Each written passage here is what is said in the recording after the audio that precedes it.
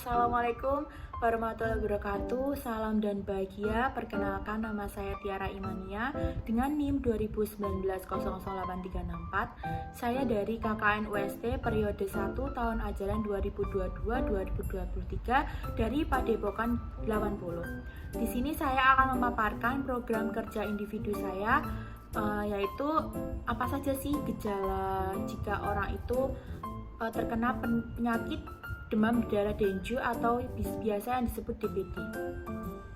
Baik, langsung saja saya paparkan materi yang pertama, yaitu kita kenali dulu demam berdarah Dengue atau DBD ini pengertiannya itu apa sih?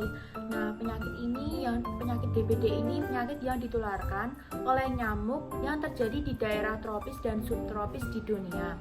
Untuk demam berdarah ringan, maka ia akan menyebabkan demam tinggi dan gejala seperti flu.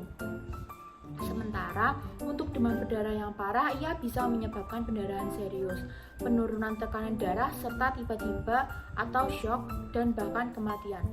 Jutaan kasus infeksi demam berdarah Dengue terjadi di seluruh dunia setiap tahunnya. Demam berdarah paling sering terjadi di Asia Tenggara, Pulau-Pulau Pasifik Barat, Amerika Latin, dan Afrika. Namun penyakit ini telah menyebar ke daerah baru, termasuk wabah lokal di Eropa dan bagian selatan Amerika Serikat. Nah, kini para peneliti sedang mengupayakan untuk membuat vaksin demam berdarah.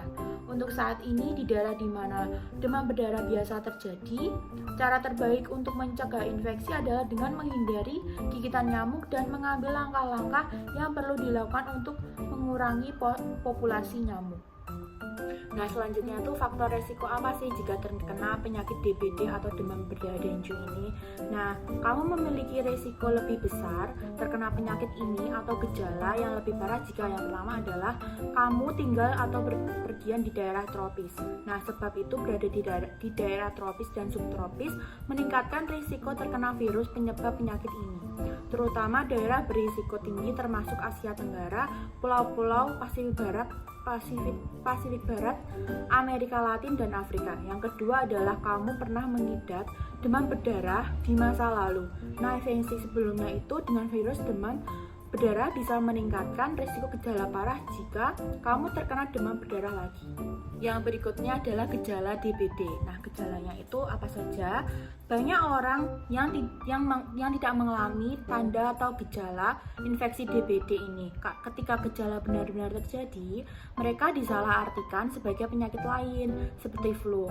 Nah, biasanya gejala akan muncul mulai 4 hingga 10 hari setelah kamu digigit nyamuk. Nah, penyakit ini bisa menyebabkan demam tinggi hingga 40 derajat Celcius. Beberapa gejalanya itu antara lain seperti sakit kepala, nyeri otot tulang dan sendi, mual atau muntah, sakit di belakang mata, kelenjar bengkak, dan ruam. Nah, kebanyakan orang bisa pulih itu dalam waktu seminggu atau lebih. Dalam beberapa kasus, gejalanya itu bisa memburuk dan dapat mengancam jiwa. Nah, ini disebut demam berdarah parah, demam berdarah Dengue atau sindrom shock Dengue. Penyakit DBD atau demam berdarah Dengue ini juga bisa dicegah, antara lain gunakan AC atau kelambu yang dipasang di ventilasi dan tempat tidur. Selain itu, nyamuk yang membawa virus Dengue paling aktif dari fajar hingga senja, tetapi mereka juga dapat menggigit di malam hari. Yang kedua adalah kenakan pakaian pelindung saat kamu pergi ke daerah yang dipenuhi nyamuk. Kenakan baju lengan panjang dan celana panjang, kaos kaki, dan sepatu. Yang ketiga adalah gunakan obat nyamuk seperti Pemertin karena mereka dapat diaplikasikan pada pakaian, sepatu, perlengkapan berkemah, dan kelambu. Kamu juga dapat membeli pakaian yang dibuat dengan Pemertin yang sudah ada di dalamnya. Untuk kulit, gunakan seperti repelen yang mengandung setidaknya 10% konsentrasi DEET. Lalu yang terakhir, mengurangi habitat nyamuk dengan menutup genangan air. Nyamuk yang membawa virus dengan Dengue biasanya hidup di dalam dan di sekitar rumah, berkembang biak di genangan air yang dapat berkumpul di ban mobil bekas. Kamu juga dapat membantu menurunkan populasi nyamuk dengan menghilangkan habitat tempat mereka bertelur.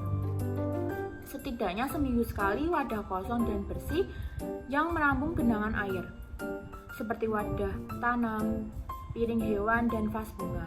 Jaga agar wadah air tetap tertutup di antara pembersihan. Selanjutnya adalah apa sih penyebab demam berdarah dengue atau DBD ini?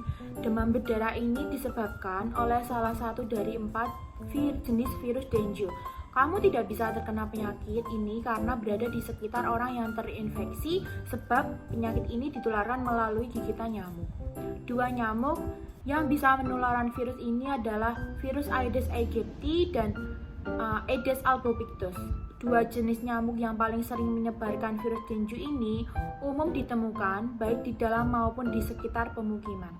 Ketika nyamuk menggigit seseorang yang terinfeksi virus dengue, virus tersebut masuk ke dalam nyamuk. Kemudian ketika nyamuk yang terinfeksi menggigit orang lain, virus memasuki aliran darah orang itu dan menyebabkan infeksi. Setelah seseorang sembuh dari penyakit ini, ia akan memiliki kekebalan jangka panjang terhadap jenis virus yang menginfeksinya, tetapi tidak terhadap 3 jenis virus demam berdarah lainnya. Ini berarti kamu bisa dapat terinfeksi lagi di masa depan oleh salah satu dari 3 jenis virus lainnya. Risiko kamu terkena penyakit ini dengan tingkat yang parah akan meningkat jika kamu terkena demam berdarah untuk kedua, ketiga, atau keempat kalinya. Selanjutnya adalah kapan sih jika terkena virus ini tuh harus ke dokter atau periksa.